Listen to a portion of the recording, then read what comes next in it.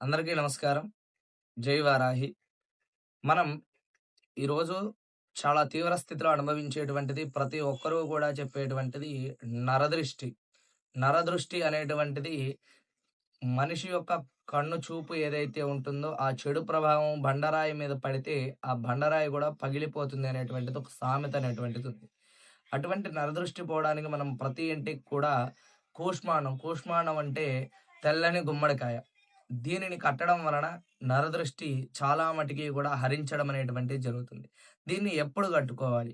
దీనిని అమావాస్యలో గాని, లేదంటే గురువారము అష్టమి తిథితో ఉన్నప్పుడు ఈ గుమ్మడికాయను కట్టడం వలన చాలా శ్రేష్టంగా అది పనిచేయడం అనేటువంటిది జరుగుతుంది.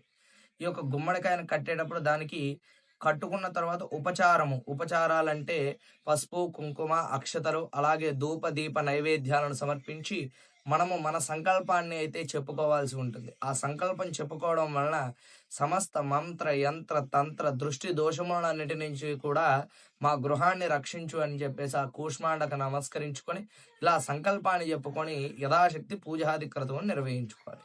ఇలా చేసుకోవడం వలన మనకు ఈ శుభతిథులలో అంటే అష్టమి తిథి రోజు గాని, గురువారం గాని, అమావాస్య తిథి వచ్చినప్పుడు గాని గుమ్మడికాయను సంధ్యాకాలంలో సాయంత్ర సమయంలో అందరూ కూడా నిద్రిస్తున్నటువంటి సమయంలో మనం కూష్మాండాన్ని ఇంటికి కట్టుకోవాల్సి ఉంటుంది. ఇలా చేయడం వల్ల మీకున్నటువంటి సమస్త దృష్టి దోషములన్నీ కూడా తొలగిపోయి ఇంట్లో సుఖ సంతోషాలనేటువంటివి కలగడం జరుగుతుంది. జై శ్రీమన్నారాయణ, జై వారాహి, జై కాళి.